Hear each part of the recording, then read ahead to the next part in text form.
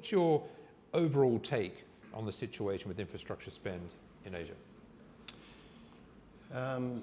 Well, I'd like to just step back from that just for a minute to put it into the context of infrastructure demand and also the climate issue, as we've been discussing, because I think the question that was raised earlier about we continue to be investing in so-called dirty infrastructure today, and how we're going to achieve the 2 degrees or better yet 1.5 degrees maximum warming. And the problem is that infrastructure, and it was said in the beginning, infrastructure has a very long life cycle. Last week I was in Japan, and I had the pleasure of riding on the superconducting maglev, which is operating for trials in a 50-kilometer section halfway between Tokyo and Nagoya. It's scheduled to be open for passenger traffic in 2027. It was started 10 years ago. Planning for it was started 10 years before that. And the intention is that it operates for 100 years. So there's 150 years almost of life cycle for that project. And it locks in not just the project itself, but it locks in then the land use that it stimulates and facilitates around it, and the pattern of urban development. So if we're going to get to 2 degrees, or better yet 1.5 degrees, the science that I think is sound says that by 2030 we need to get to 0 carbon emissions to have any chance of 1.5 degrees maximum rise, and at the latest by 2050 we need to be at 0 net emissions to have any chance of being under 2 degrees rise, and probably it's before then in the 2040 range. So this is a really big issue, and it's urgent. My view is we won't get to 1.5 degrees, and I think we're all going to have to be pedaling very hard to have any chance of getting to 2. If we don't get to 2, the risk is too great for us to be taking. And there have been lots of studies by insurance industries and others showing what the cost is, and it far outweighs the sorts of investments that we're talking about today. So we need to get onto that, and we need to get onto it urgently. I think the good news is if you take a kind of human-centric approach to infrastructure, which I'm very pleased to see ADB doing, the solutions become obvious. And what I think is a way forward is the value capture that was mentioned earlier, to make our cities, infrastructure in our cities, and urbanization is the big story in Asia, to make our cities much more economically efficient, much more carbon smart, and much more livable. And I think that there's a route in Asia for us to be able to do that. Julie, smart cities, that's your thing, and that clearly is a big part of this package, from intelligent transport systems and the like. Again, is there the opportunities here for Western organisations, or is there a roadblock in Asia because of the regulatory and other frameworks that make it difficult to invest? Yes, well, firstly I'd like to thank ADB for this report. It's warmly welcomed, a great piece of work, and as with any report projecting into the future, it's always difficult to know what's going to happen. But I think this is a really good attempt at trying to understand the future needs for Asia. It's a region where Siemens is already very present, and an area which continues to be of interest to us. We do provide vendor finance at Siemens, and what that means is we can invest up to the value of any portfolio in a project where we have an interest. And so we're always looking at where there is potential projects, particularly around power and transport, which together is around 23 trillion of the 26 identified. With regards to digital interventions in smart cities or digital cities, if people are not comfortable with the smart cities term. This really means digital enablement of infrastructure from our perspective. And so that might be ITS, it might be smart grid or power enabled by digital technologies. And when it comes to making infrastructure investment choices, you can opt for what we've been doing in the past, or you can opt for what is next generation technology. And I think really this is the message we have to be sending to countries in Asia when they're looking to invest in their infrastructure. What is the art of the possible, not just for today, but for where you want to be in the next 10, 20 years' time. If you want to be, have cities that are global powerhouses, then digital infrastructure is the way to go. So when we talk about power, for instance, there are environmentally clean technologies that are choices for Asia. But on top of that, you have digital enablement, which can further reduce any impacts that may arise as a result of population growth, urbanization, and so on. But the other topic, which was mentioned earlier, and one which Western cities are becoming very aware of, is that of air pollution and the impacts on other sectors as a result of badly made investments or user behaviors, whatever those things might be. There were unforeseen consequences at the time cities were planned and technologies were promoted. If you take countries such as Myanmar, so I've just been doing a piece of work in Myanmar, already they have looked at this in some detail, and because there's only around 33% of the population connected to the electricity grid, what this means is people have to adapt to that personally, and over 90% of households are using solid fuels for cooking. What this leads to is poor internal air quality, and so we're getting extreme deaths from internal air pollution, never mind external air pollution and the growth of the use of the private car. Now in Asia, what we often see, and in other parts of the world, as cities and countries become more wealthy, people like to buy their own car and travel in private transport because it's seen as a status symbol in some ways, a signifier of wealth. And these are the kind of things that we have to change. We have to change that cultural attitude to how investments have been made in the past, not just at government level, but also with consumers as well and citizens in the cities, so that they can be informed and make the right choices. John, we talked about digital infrastructure. It's important for many, many reasons, but one about the competitiveness of Asia in the world. Give us your take on building in digital infrastructure and these infrastructure needs. Sure. So, still on? Yep. So Telstra is one of the biggest investors in Asia from a technology infrastructure perspective. And we've just announced, we're spending $3 billion on infrastructure across Asia and Australia in the near future. But that pales into insignificance when you come to just China, for example, who have already invested in the last 18 months $100 billion in just internet infrastructure. And we've actually been doing a lot of work to build the connections between infrastructure and digital transformation. So we've commissioned a piece of work with the Economist Intelligence Unit to identify some of the trends that are going on in Asia and create the Digital Transformation Index for Asia. And one of the things that we found was 94% of the people that we spoke to see the huge link and a very, very direct link between that infrastructure and digital transformation. And so we talked to people, and we've created the index based on some technology inputs like PC usage, mobile data speeds, mobile data availability, but also human capital, so tertiary education, credit card usage, and also the connectivity of industries in a particular geography. So we started looking at the use of e-commerce portals and digital partnerships as a sort of barometer of that.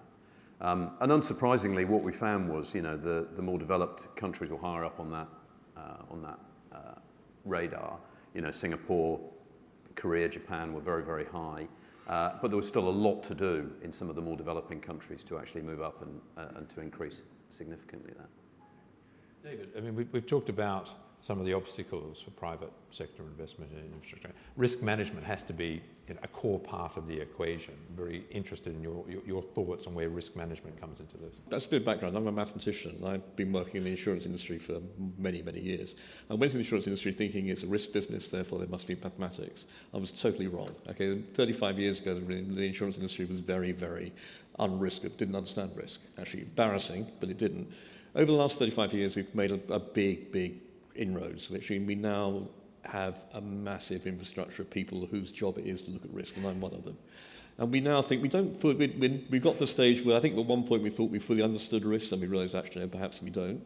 But we have developed tools and which allow us to understand what could happen, if it happens, how bad it's going to be, and how we're going to react to it. And around that, it's not just our industry, other industries as well have developed enterprise risk management systems. And if you're going to build infrastructure or maintain infrastructure, it would seem to be negligent not to think about, well, am I building it in the right place? How should I build it? How should I protect it?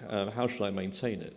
So the important thing is actually to go through that process. And the models which have been developed around the insurance industry and the other finance industries can be useful. The trouble is some of those models have only been built for developed countries, and they may not exist for developing countries. But the knowledge to allow them to be built is there, and perhaps we'll return to that later. But against that, I'm old enough and wise enough to know that you don't place your bank on the model. Right? You actually need to think. And that's the process of risk management about actually getting some bright people in a room, people who understand about the industry, people who understand about the technology, understand about the risks, to think about, okay, what could go wrong? And how can, and so it's easy to, with 2020 hindsight, to find examples of things that went wrong, but the Japanese power station Fukushima, for example. Now, nobody frankly thought there would be an earthquake of that intensity where it was, and nobody thought there could be a tsunami after the earthquake which breached the protection. But thinking about where you place your generators and actually below that level is actually, in retrospect, well, that's not a good idea. But in practice, you need people to think these things through. And also combinations of events. It may well be that you build some kind of infrastructure for power generation, for example, with a backup plant somewhere away that the first plant's knockout backup plant is resilient. What happens if something hits number one and actually either knocks out the contact between the two or knocks out number two as well? Very, very rare. And if you're looking at each plant in isolation, you may not pick that up. But you need to think of the bigger picture. So having a process where this is encoded and enforced is vitally important, I think.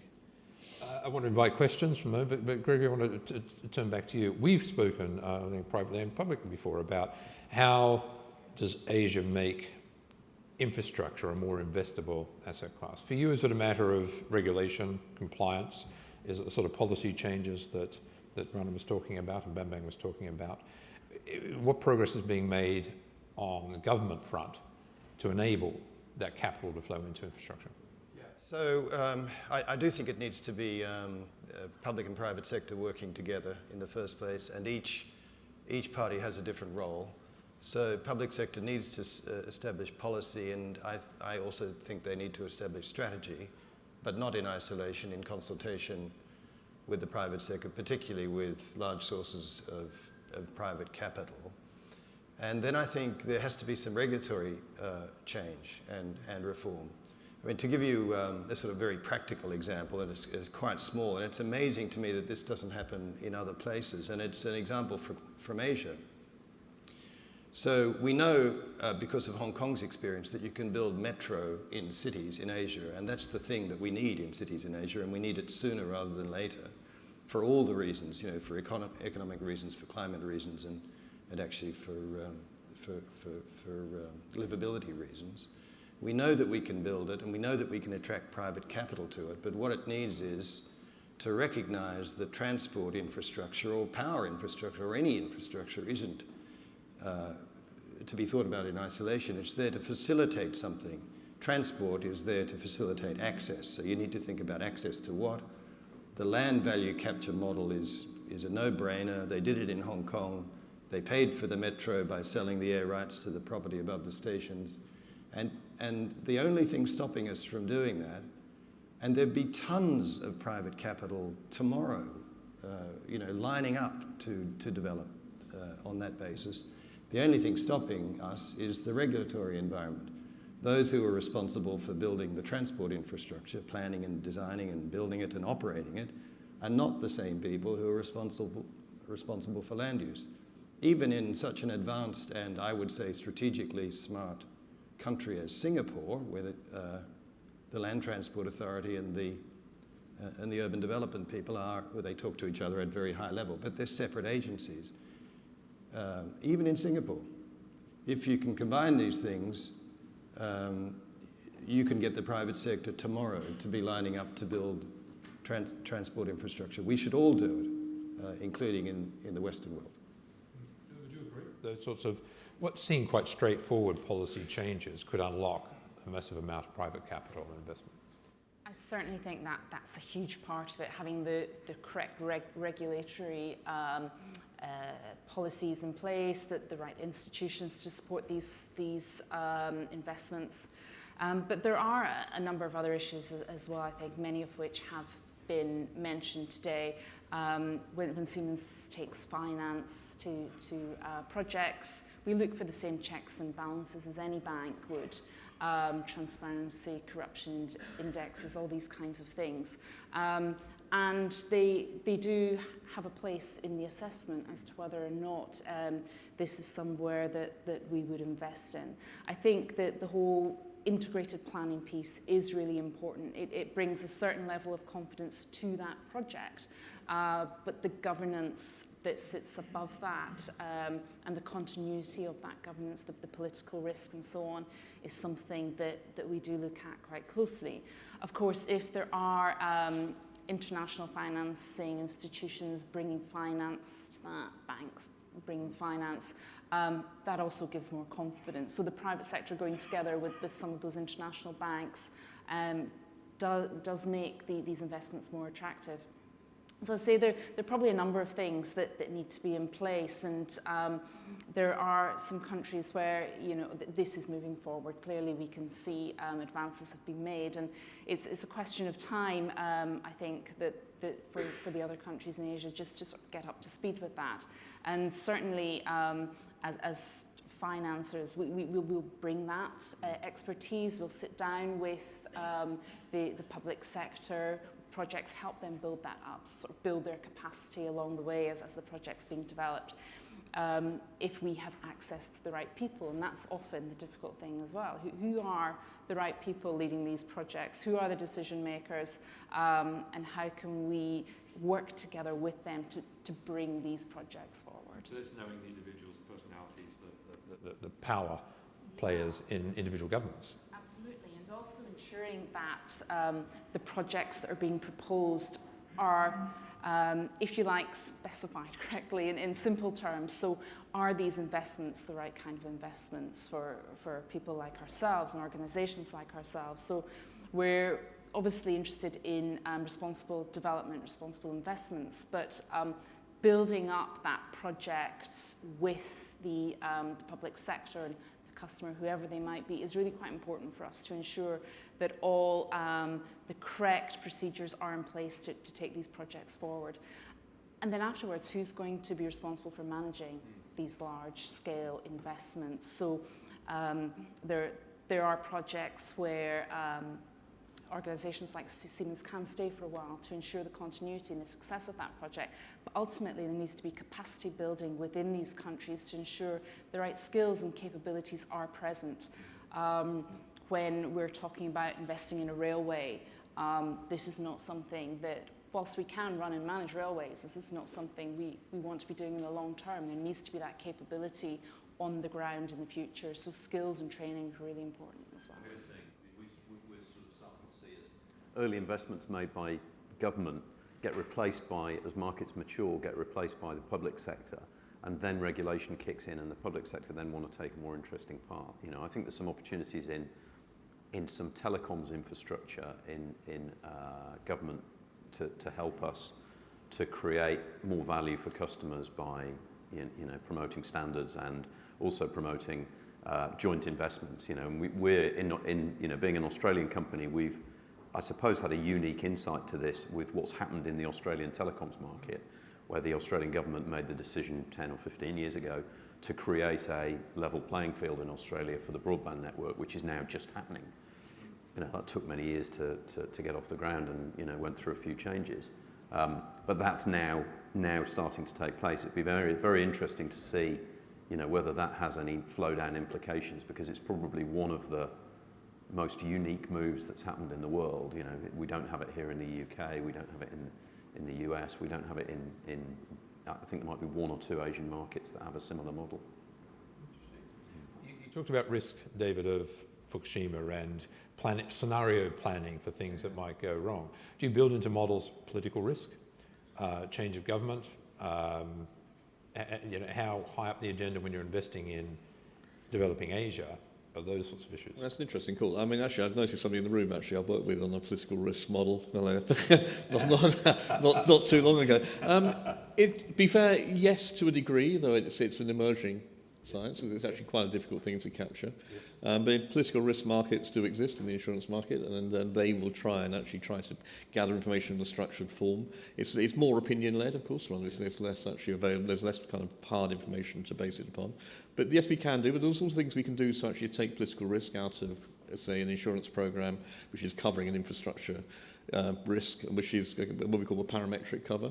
So that's a cover which actually triggers on an event occurring rather than actually loss, which that loss may be, well, maybe the building's not properly constructed, and therefore the loss is greater than it should be for a particular earthquake or a windstorm or a flood. But if you actually have a cover which actually said, well, if you get an earthquake, if you get ground shaking of more than 7.5 in this location, you will get paid X% of your property value. And it's up to you then to maintain your properties to such a state that that's adequate compensation. Then that can be an incentive and overcomes the political risk or the corruption elements. Given that you're sort of 10 times, I think it's 10 or 20 times more likely to be affected by a natural disaster in Asia than you are in Europe, for example. Surely this is something that we've been doing better or longer or smarter than other places, is it? Yeah, I think it is. But there's issues of affordability, of course. I mean, if you have the full gamut of risks, like the Philippines has, for example, well, they've got everything. They've got earthquakes, floods, typhoons, tsunamis, the whole lot. Then affordability becomes a big point. So that's something. But I think that all the techniques are there, all the models are there, all the financial tools actually and theoretically there. There may be some requirements around legislation, around regulation, about whether some of the things which we could do actually are allowable in that jurisdiction. But broadly speaking, you're right. Yeah, I mean, one of our big risks is overfishing, bizarrely, being a telecoms company. But when overfishing happens, they drag all our cables up, and that creates a problem of its own. So unintended consequence. Strange enough, we've been working with the US on a potential fisheries scheme to try and when there is a tropical cyclone which takes out some of the fishing industry, rather than just replace, you actually go build back better and actually try and take out overfishing capacity and actually move people to doing other things. So you can do a bit of social engineering with this as well. Areas I didn't expect us to go. Indeed. Let's turn it over to questions now again. Please let us know if you'd like to ask a question. Just raise your hand. We'll bring around a microphone, identify yourself, and bang, bang. Of course, please. Thank you. I would like to have a distinguished panel opinions or views on the long-term engagements of the private sectors. As you know, infrastructure is a long-term investment, but the new technology, the disruptive technology, is short-term to the medium-term at best.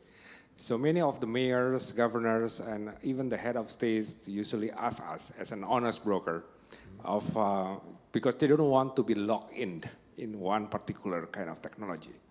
Yeah.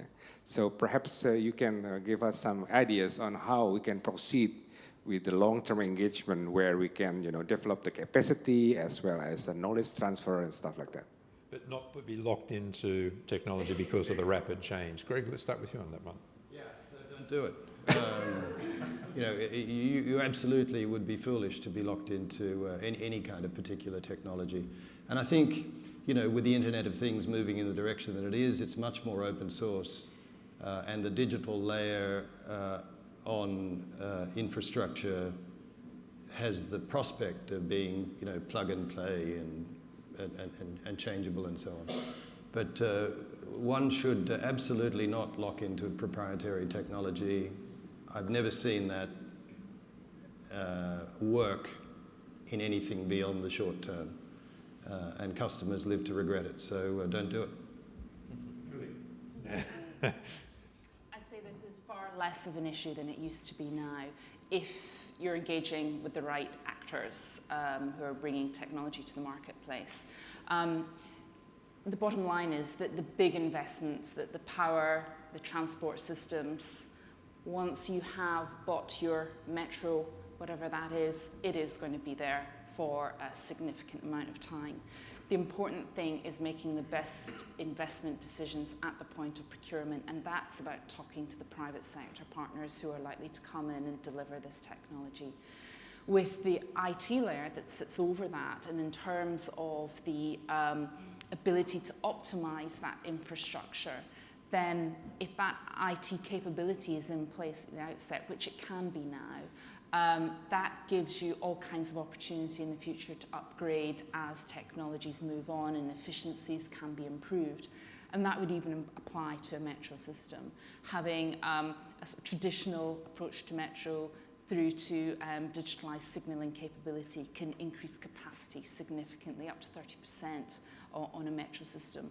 So these are the kind of things you need to be thinking about. Go for the best technology that you can today with digital capability that allows software overlay to optimise as things move on in the future. Yeah, I mean, because the whole world is digitising, I think the investments in software that you make now are easier to do because of the deployment methods that you've got. So things like cloud enable, the investment decisions on cloud have pretty much been made now. There's a few big players that are dominating and are likely to dominate for, the next few years at least. And no, probably way longer than the next few years actually, given the scale of investment that they've made, hundreds of billions of dollars in very significant cloud infrastructure in the technology world really means that everybody has the opportunity to consume services in a different way that automatically future-proofs you, because you're not having to make hundreds of millions and billions of dollars of technology or IT investments. You can make investments on an as-used basis that enable you to change when it's relevant for whatever whether you're a government or an enterprise. And I guess risk is well, you see, in my area, I talked about risk models. One interesting thing at the moment is actually there's an awareness that the expertise does lie in the West, and it lies with proprietary companies who actually typically want to charge money for their models, which may be beyond the ability of some people to pay. So where there is initiatives which the market is supporting to try and develop models actually with partners in Asia. So there's one which I probably shouldn't mention it too loudly because it's still seeking funding. It's in the final stages of getting 3 million funding from a European government, we hope and believe, which will be to build models, actually a flood model in the Philippines and a tropical cyclone model in Bangladesh, which will, part of the process though is actually the IPR is shared.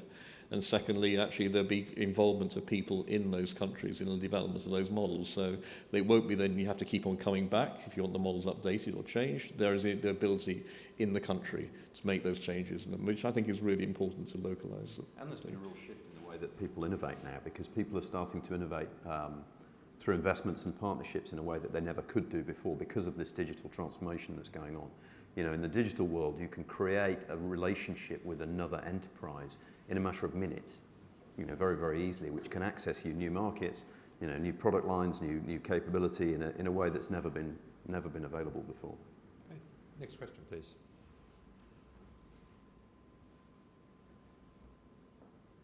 Please.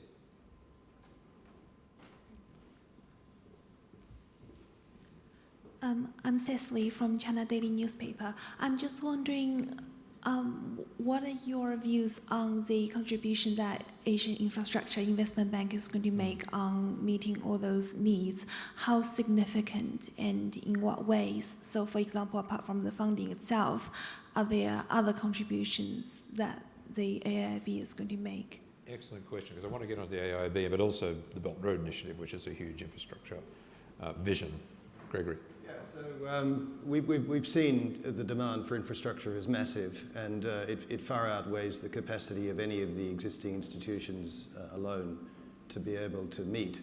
And in fact, we've heard this morning that it far outweighs the capacity of the public sector in total to be able to meet, and therefore It needs lots of players, private sector, public sector, multilateral institutions, and I know that ADB actually welcomes Asian Infrastructure Investment Bank, as does the World Bank. So, my own view is, I think, consonant with that of the others, that we see AIIB is another very important multinational player who will take their position in the Asian infrastructure investment scene as a partner with others. And I know, in fact, it's partnering with the other multilaterals as well as with individual projects in the private sector. So it's a very welcome development. Siemens, is that the Siemens view as well? Yeah, absolutely. And I think in terms of the AIB's input, what else they can do, I think was the question. I would say that for any investors bringing any kind of finance to a project, it's also important that they get as close to other investor organisations as possible in terms of understanding the contribution that each can bring to a project, helping the end customer make the best investments possible, and that's about ensuring that topics such as climate change and sustainability are addressed within the investments. So making that really a top priority so that these unclean investments can't be made. So money is not being channeled into the wrong kind of investment. I think the banks have a huge role to play and investors have a huge role to play in ensuring that responsible development is what is brought forward in the future. So other than continuing to bring their finance into these projects, I would say ensuring that they are as up to date as possible in terms of what is available to cities and to countries today in terms of technology and in terms of responsible development. Okay. Let me turn to Belt and Road, because as you saw from the numbers in the report, if you exclude China from the spend on infrastructure since the last report in 2009, it hasn't got remotely close to the target. Belt and Road, a huge vision, goes beyond China. Gregory, let's start with you. Is that going to drive infrastructure across a broader part of Asia? Is that the sharp end of this move to try to reach the required spend? Yeah, I think so. And we're already seeing examples of it. We're seeing Chinese SOEs and private sector investing already in infrastructure outside China. And there are a couple of reasons for that. One is a geopolitical reason. Another one is a simple sort of industrial cycle reason, is that China has and continues to invest heavily in its own infrastructure, but some of that infrastructure is starting to get to maturity phase. So, for example, high-speed rail, China's built more high-speed rail than the rest of the world put together over the last generation. And within 10 years, probably 8 years, I think, is the current idea, it's essentially built out in China, the main network of high-speed rail. But it has a huge industrial capacity now. And it will take that industrial capacity, or seek to take that industrial capacity elsewhere into the world. And I expect to see Chinese high-speed rail competing with European high-speed rail and partnering with European high-speed rail. I'm not seeing it partnering with the Japanese high-speed rail, but that's another thing. And we're expecting to see a lot of that in the generation ahead, all through Asia, as under what I think is a very broad umbrella, that's called the Belt and Road. Right. Yeah. Julie, would you see the same?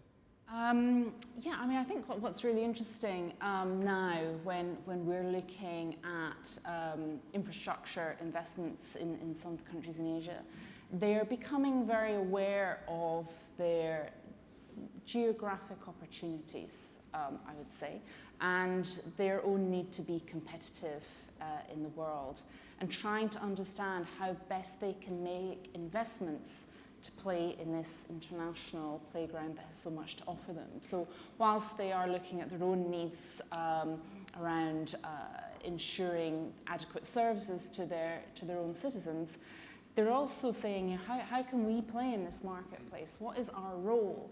And the interesting thing about investment in Chinese high-speed rail is that they have their own ambitions in China for export, and part of that is not just about accessing different cities and different parts of China, it's about how do we get our exports essentially to Europe within sort of days rather than weeks or months.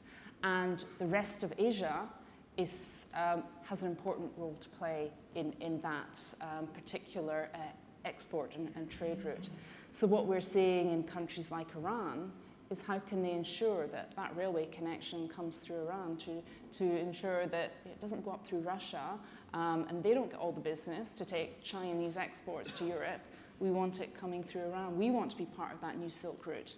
We want to invest in high-speed rail to ensure that we can also respond to Chinese requirements for investment. So we're seeing quite a lot of that awareness raising going on about the role that individual countries have to play in the global marketplace. And so I think making the right investments there is quite important. And that also relates to power as well. So we're seeing many countries actually exporting natural resources. Myanmar's a good example, exporting its own resources to Thailand and other countries around, when actually they've got their own real needs they need to address, and they're looking at that, but they're also looking at what's our export market potential? How can we improve our economy based on our natural resources and our infrastructure investments? So this is quite an interesting play that's going on. When we talk about technical infrastructure, digital infrastructure, and China's spend, I think the number you quoted was 100 billion, massive. Again, clearly going forward, that's got to be a big part of the equation in the whole Belt and Road Initiative as well. Yeah, I mean, it is. I mean, it's a huge opportunity for those people that are focused in that area. But I think one of the trends that we're seeing is more of that investment, as I think you guys have really been talking about, coming from China itself rather than coming from other countries. And you know, I think the trend 10 years ago was very much for the Western telecommunications operators and equipment providers to be providing those services into those markets. And we've absolutely seen that changed, you know, because actually most of the large established telecoms companies have really been concentrating more on their home markets and moving more and doing some more vertical integration rather than that geographical expansion. So there's a relatively small number of telcos now that are investing and growing their business outside of their home markets. Telstra happens to be one because of the dynamic that we're in our home market in Australia, where we operate in quite a saturated market. But of course, in the US and a lot of Western countries, that's not the case, and there's still opportunities for that vertical integration into things like content, which you're seeing with AT&T and BT, getting much more focused on content rather than just infrastructure build. So I think the likes of the kind of Chinese and Asian operators are growing in their own market as much as and their own market of Asia as much as they are elsewhere. They're probably expanding. Again, trend we're seeing is probably growing less outside than they are within. David, Belt and Road, much talk about it at Asia House. It's a huge vision. Projects are now starting to come on stream.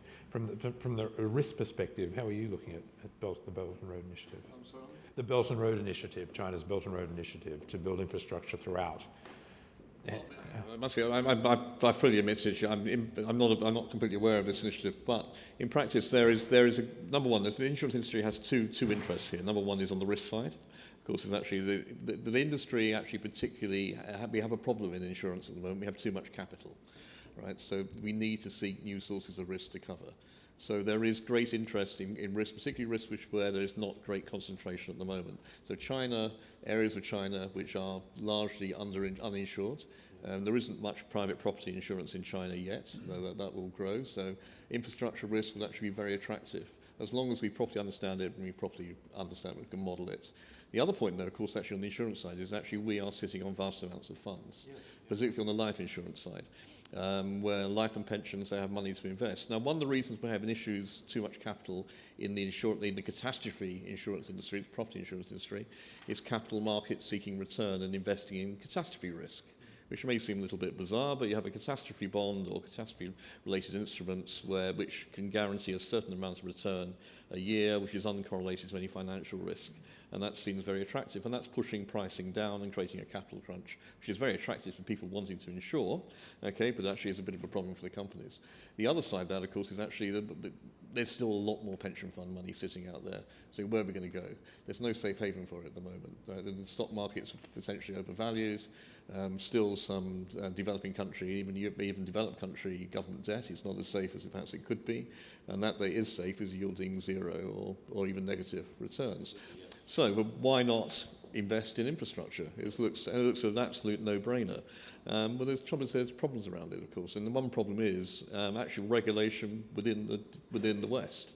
So in Europe, for example, which UK is still part of, we probably will continue to be part of the regulation, I would guess. There is any investment you make, you have to put capital up against.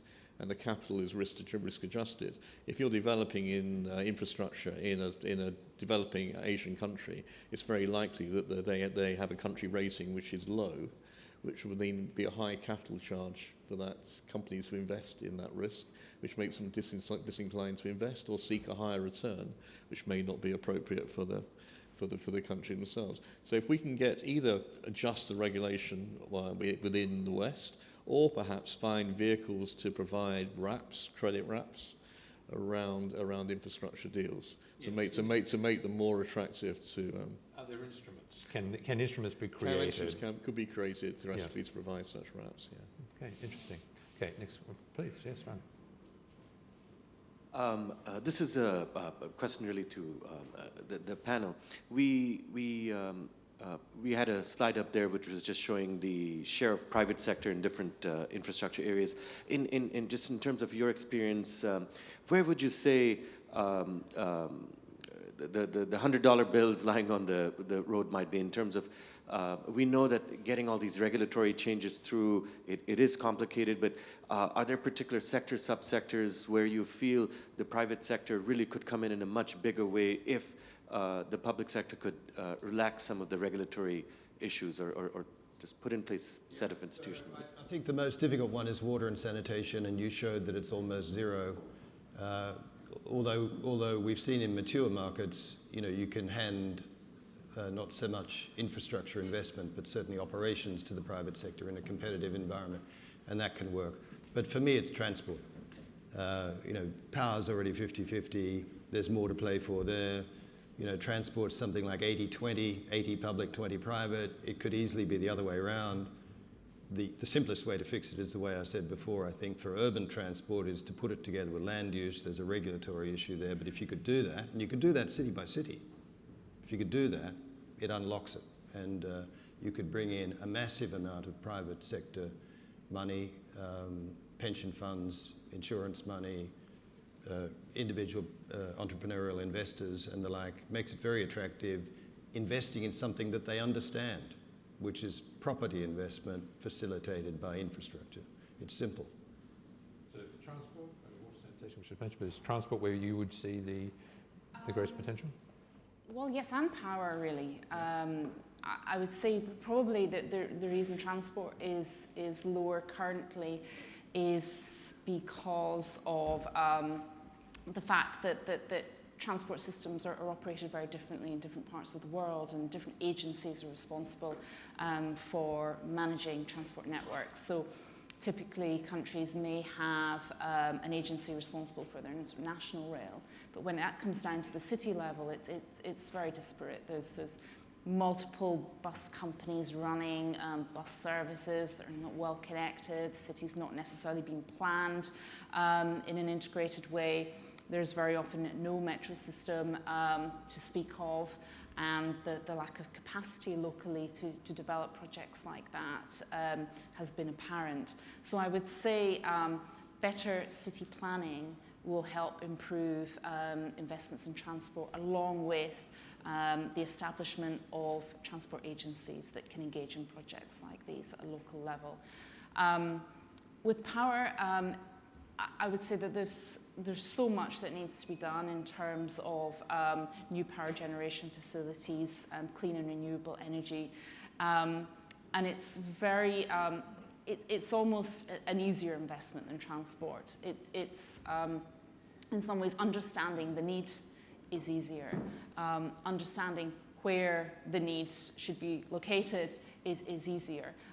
So I would say that although power is currently 50-50, I think just bringing these projects forward, getting them ready for investment is the critical thing. And I think the private sector would be lining up to make those investments. So the communications are already very heavily.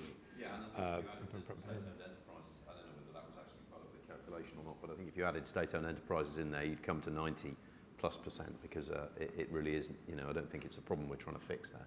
Yes. From the insurance perspective, again, if you're looking, there's loads of money ready to invest, are there some parts of infrastructure that would appear to you as a risk person more investable than others?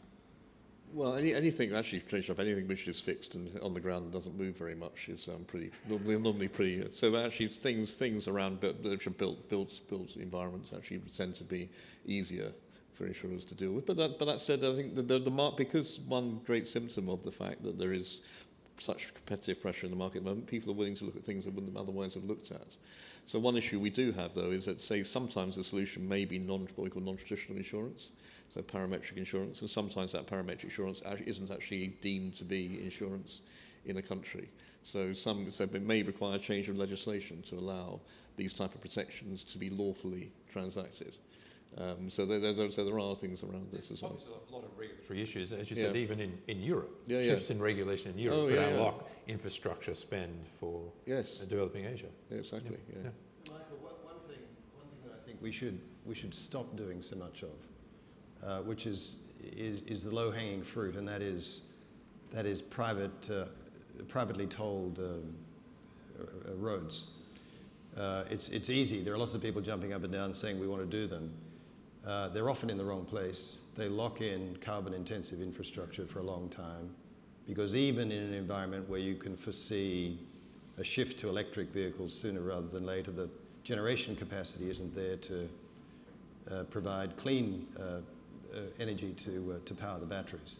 So if you're powering batteries with coal-fired power stations, you know, game over. It's very tempting, because there are investors lining up to say, we'll build you a highway from A to B, and we'll take the toll for 35 years. The public sector generally puts that into a bidding arrangement, and the highest bidder wins, which is often a broken arrangement, because it's not long-term investment. It's normally, forgive me, the bankers in the room, it's normally the bankers who are putting together the deal, and they're long gone by the time the project comes to full fruition. So I think that toll road model is something, you know, when it's done one by one without a proper strategic plan, is something that I think we should all step back, the public sector should step back and look at and say, is this really what we want? Apart from anything else, it's locking in high carbon infrastructure, and we really need low carbon infrastructure. That's, again, lobbying and influencing government, isn't it? Because you can understand it's an easy one. We'll build a road from here to here. Domestically, I'm sure that plays quite well, wins votes. So there's a sort of education, lobbying, influencing effort at a government level. It does need very strong political leadership, because it's very attractive to politicians on a 5 or 6 year or 4 year electoral cycle to be able to cut a ribbon or, you know, declare that they're doing something. Whereas we all know, you know, the infrastructure actually has got a 100-year life cycle, and we need to think about that, particularly in the context of bumping up against the capacity of the globe to be able to support the population that will be on it. As markets mature and the populations become wealthier, I think sustainability becomes more important as brand value for enterprises. And I think we already see it here, and I think increasingly we'll start to see it more in Asia, that, you know, your level of the degree to which you can demonstrate sustainability becomes a more important part of your brand value and your employee brand proposition. So, you know, we see it now in the B2B world a lot, where you have to demonstrate, and I'm sure you guys see this in Siemens and Arup, you know, you have to demonstrate your sustainability to be able to bid on projects. And I think, you know, that as that matures, you'll see that with more consumer brands as well. I mean, it's already emerging now. So I do think it will get more into the public psyche the idea of sustainability. We have time for one final question.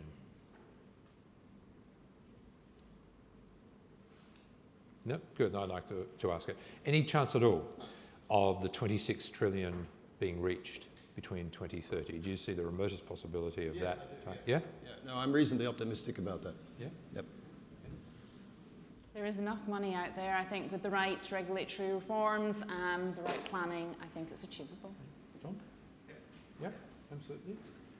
I think it can be. I mean, I'm perhaps something a little bit more pragmatic. I think there probably are maybe barriers on the way. As long as we work early on to address those barriers now, and we don't make it a problem for the future, then we have much more chance of meeting that target. Okay. Well, look, thank you all very much. This is a huge issue. We'll continue to look at infrastructure and the need for infrastructure in emerging Asia at Asia House. My great thanks to our panellists for their insights. Please join me in thanking them.